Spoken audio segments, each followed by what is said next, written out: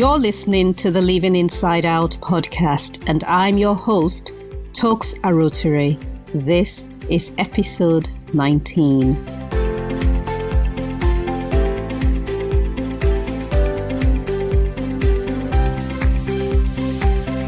Thank you for tuning in to the Living Inside Out podcast, where we believe the fear of the suffering is worse than the suffering itself. Episode 19 is Walking Through the Fire, 3 Mindsets to Adopt During a Challenging Season. Hello, my friend. That quote on suffering, the fear of suffering is worse than the suffering itself, is from the book The Alchemist. Do you find it to be true? Because I think it is. We often don't start because we're afraid of the pain of failure or the pain of doing, because nothing comes easy. But our minds are like a magnifying glass, and it tends to make things bigger than they currently are. How are you doing? Hope you've been great. Thank you for those who asked about Hazel, our pet rabbit. The update is she is safely back indoors. Hazel doesn't understand comfort zones. She doesn't believe in them. So she crosses the boundary lines to our neighbor's garden to go sit down and do stuff in their garden that she can't do in ours. I think she knows where her bread is buttered. Now, when it comes to making decisions that change the trajectory of your life, how do you do it? Do you have a process? I'd really like to know. One of my struggles has been making decisions confidently. If you listened to the episode on other people's opinions, you'll understand where I'm coming from and how I had become so used to relying on the opinion of friends, particular friend in mind when it came to business, to the point where I struggled to make my own decisions.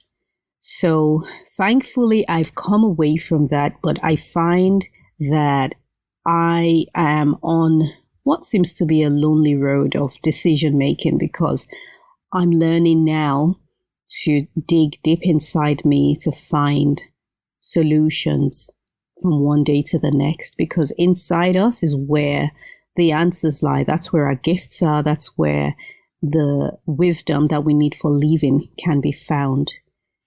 So I'm currently training as a coach to help professional women transition their side hustle into a full-time business. And it's taken a while to narrow down the type of woman I'll be working with. My guide on this part of my journey has been the incredible Maya Elios. And the struggle I've had was a thought that said I was leaving out a large portion of clients if I only focused on professional women. But she was able to see just where I needed to get to, and she's helped me to gain clarity.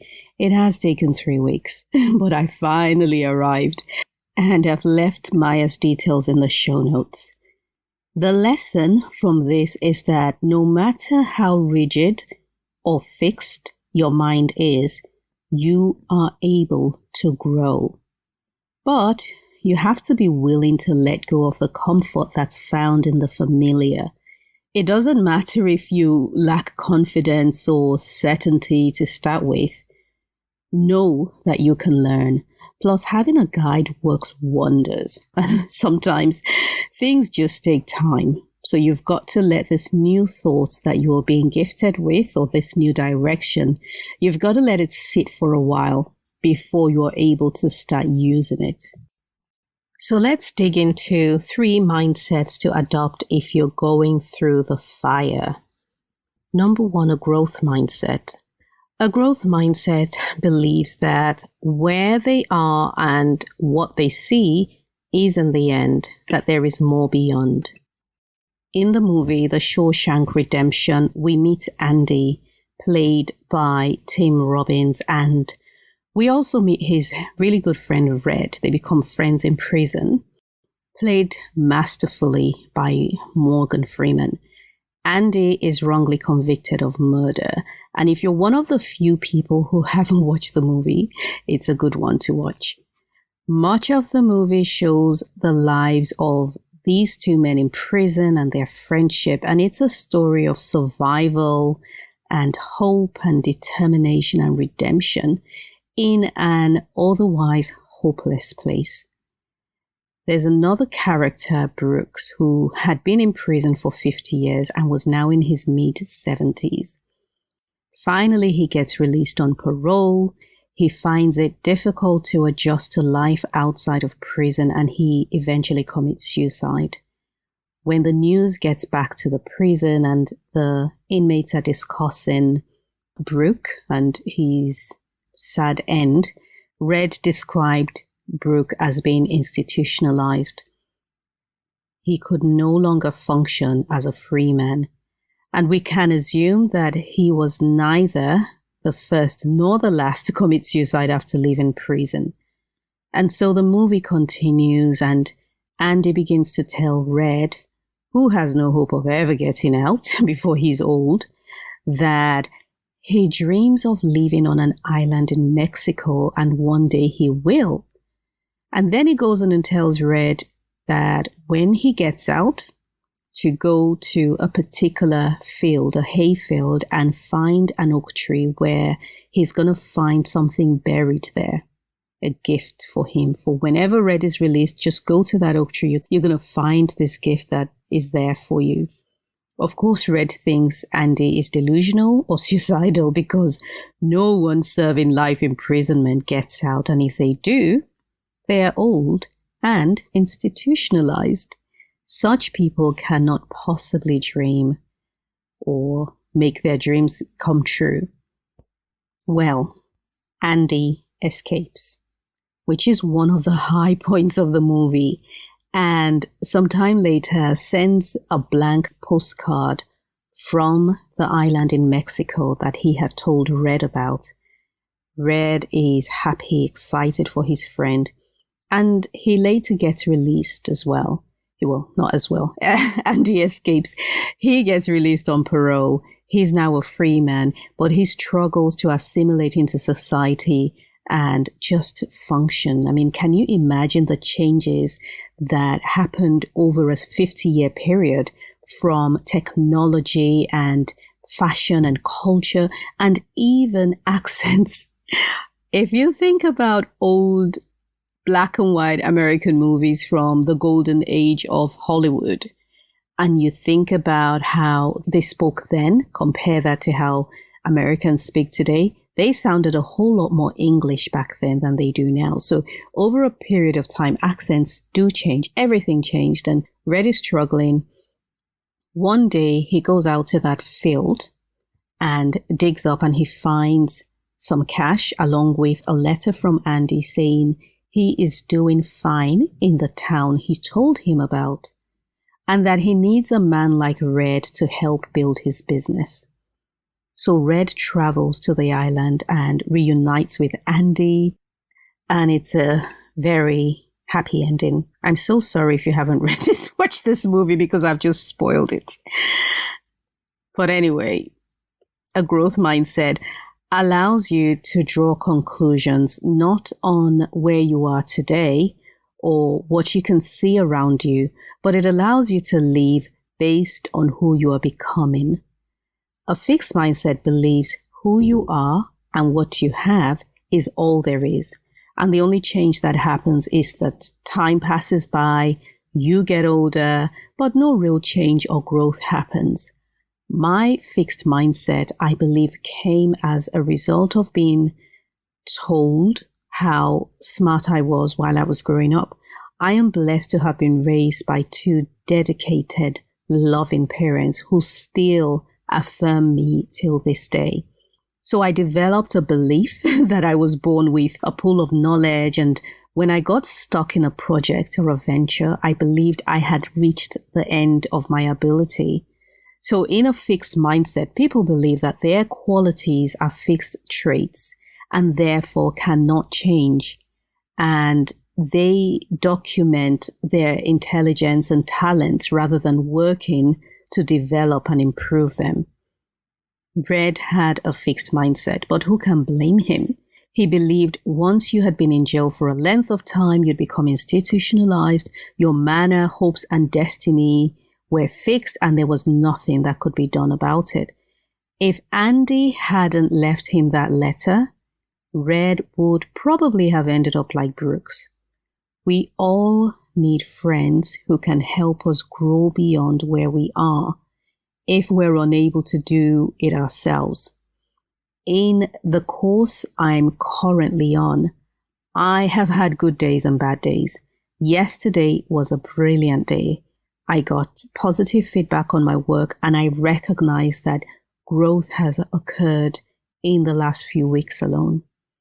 So if you're going through the fire and you can't see beyond where you are, I hope you can at least accept that you are able to grow beyond this point. And by growing, I mean in every sense. You can develop a new mindset. You can come up with new ideas. You can do hard things, and you can succeed. You're on a path that's leading you to a destination. And if you need a letter under the oak tree, step out of your comfort zone and ask for help. DM me if you need to, but don't give up. So the first step is believing. Red did not believe that neither he nor Andy would get out, and if they did, they wouldn't survive. But Andy sent him a blank postcard from the island as soon as he got out, and at that point, Red started to believe. He may not have had enough hope to get himself out of prison at that point, but he started to believe. It started a thought process in his mind. What can you do today to change your mind and see the possibility of growth? Here are 3 tips. Say something you've always wanted to say, but was worried about what others would think. You know those inside conversations that you have with yourself? It might be time to start letting some of them out. Some of us are so hung up on how we are perceived by others that we silence our voice so we can be well received by them. How about making that announcement about what you've always wanted to do, or publicly ask for help, for guidance on that business idea? Maybe you need to join a support group so you can share that painful life experience that has been eating away at you. Or maybe you need to tell that cousin off for always putting you down. But say something that you've always wanted to say, because that is one step towards believing. Second tip is to bet on yourself. Follow that idea and see where it goes without asking for permission or seeking the approval of others first. I did this and it worked. In fact, I'm doing it again because I'm currently working on an idea that wouldn't make any sense in this climate, in this crazy 2020 we've had so far. But I've had to practice what I've always believed and said, which is that our inside is superior to our outside. I made a decision to follow the instruction from my spirit, and it is mostly exhilarating, but sometimes scary. If you don't use your ideas in this lifetime, when exactly are you going to use them? My third tip to grow out of your comfort zone is to write your rockstar story and share it publicly. This is a personal favorite. The rockstar story is described in episode 2, and it involves rewriting your bio or your story, the one you have been ashamed or insecure about. And you now tell it like a human story, because there is no success without failure, and anyone who tells their story without the challenges has simply edited it. The rock star story shares your ups as well as your downs, but it does it from a place of hope and not victimhood. Tell me if you'll be interested actually in a how to write your rockstar story workshop, because I get a lot of questions about it and I think a workshop will be a great idea. Staying in your comfort zone limits your vision. The farther out you go, the more you can see. Red did not need to go all the way to the Mexican island to have hope. First, he received a postcard, and that gave him enough strength or hope, if you like, to make it to the oak tree. There are steps that will lead you to your destination because our purpose is made up of multiple goals. If you don't step to goal 1, you wouldn't even see goal 2 or aspire towards it. A fixed mindset is not a terminal condition, it's a choice. But if we stay in it, we will terminate our dreams and stop them from turning into reality. So my second mindset to adopt when you're walking through the fire is to believe that these trials are permitted by God, but it's only for a season. One of the most impactful views I hold is seeing life as a path. Not a collection of random events scattered over time, but seeing it as a path that is unique to me. Seeing life as a journey that you're on helps you to understand that the current difficulty is only present on this portion of the road. In Nigeria, some of the roads have really bad potholes, and Lagosians know when to slow down or avoid a portion of the road on their way to work without any warning, because they know that they'll be meeting a giant pothole. The thought of slowing down in Lagos is funny because all I see is traffic and you're driving slowly anyway, but that's besides the point. But you know what it's like when you're driving down, I know, the A2 or the A406 or whatever highway or motorway you drive on. You know the point to slow down because of the speed cameras. Okay, these days we have warnings ahead of time and there are markings on the road and the cameras are bright yellow so you can see it from a distance.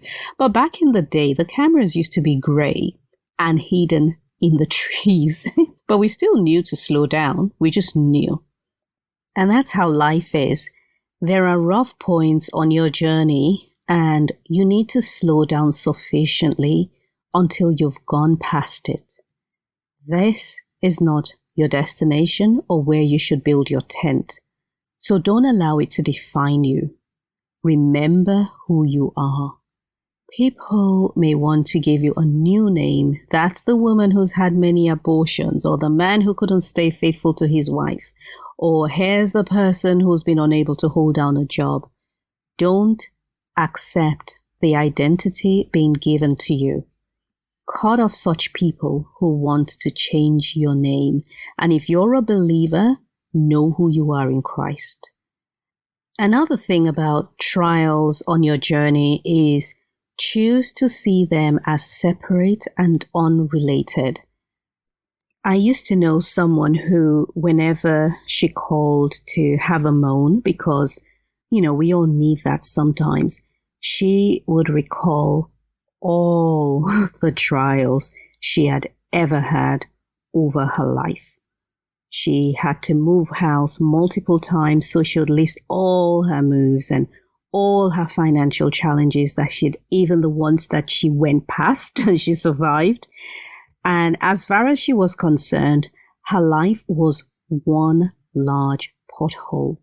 When you string all your problems together by repeating them over and over, you are forming a garland with which you wrap around your neck and it can strangle you. So choose to see your challenges as a season. Seasons come and seasons go. Finally, I want you to have realistic expectations. If trials are comparable to fire, we best believe it will be excruciatingly painful. I had a short season in my teens when I was an absolute brat. I'd learned the art of keeping malice from boarding school and dared to bring that bad behavior to my home. My mom wasn't here for that. So this particular day, we had lesson in the morning. First of all, I took all my time to come downstairs and kept the lesson teacher waiting. My brothers were already seated at table and the teacher was just fed up, waiting for talks again. Finally, I glided downstairs like a diva and insisted that the chair on which my younger brother Toyi was sitting on was the one I wanted.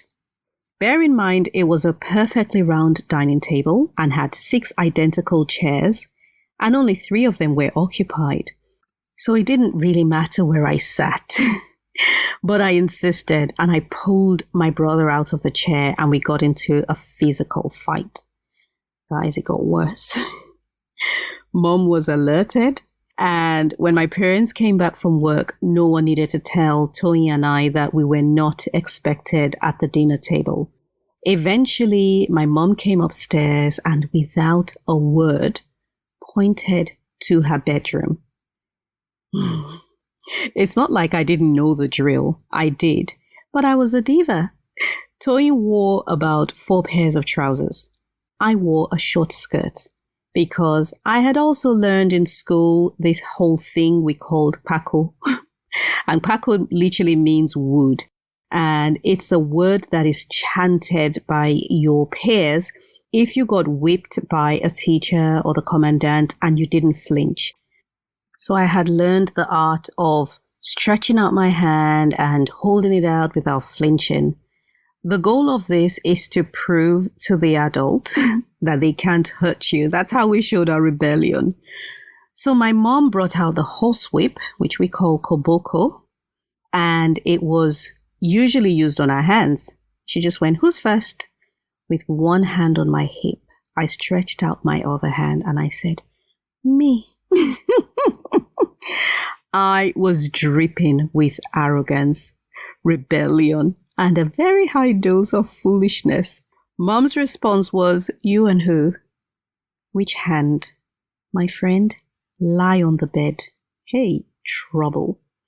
I did not bargain for that.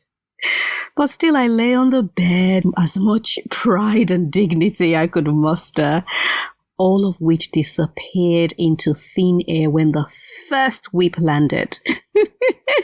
All I remember was shamelessly screaming and scrambling to get under the bed while my mom followed me with a whip. Then she turned to my smart younger brother, Tony, who had a realistic expectation. He got about 4 to 6 whips on his bum and he was screaming and jumping in between each one, but he never felt a thing because he was well padded. Toyi had expectations and he prepared for it, unlike yours truly. I do have to say that night, my diva behavior left for good and I was reset to my default setting by the good old koboko. If things are getting worse and not better, understand that this is simply the nature of fire. First it burns the skin and then the muscles and the nerves, and the longer it burns, the closer it gets to the core of who you are. Your values will be tested, your relationships will be tried, and your spirit's yearning for God will be on a trial as well. But you must come through.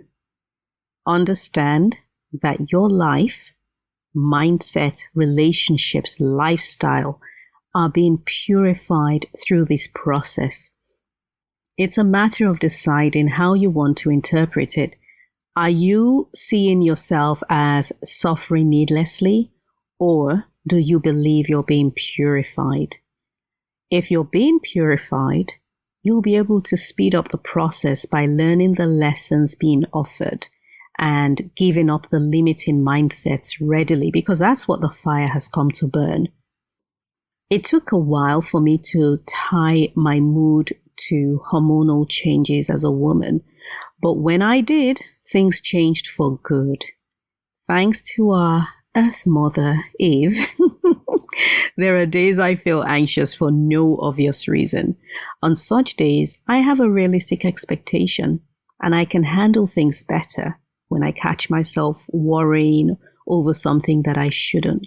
I'm able to dismiss whatever it is I'm stressing over because I know that my concerns are not valid, but they're simply being magnified.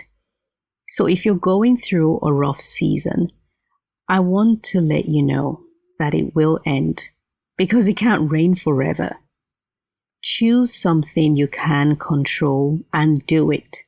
It can be as simple as going for a walk or tidying up your space or picking up a new habit to breaking down your goals and tackling just the first piece. Taking some control over your life by choosing to do something you can control gives you the feeling, or should I say, informs your mind that you are the one in charge and not your circumstances. It basically tells you that your circumstances do not own you. Let's continue this conversation on social media.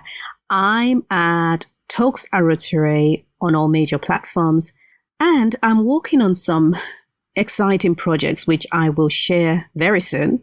So join my mailing list at talksarotere.com and you'll be the first to hear about it.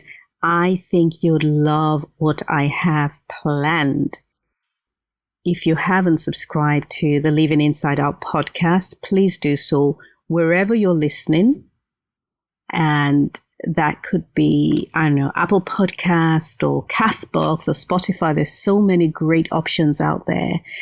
Subscribe and please leave a comment or a question or a review, a 5-star review, particularly on the Apple Podcast app, goes a long way for the podcast.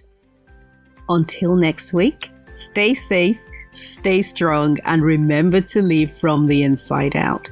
Thank you for listening.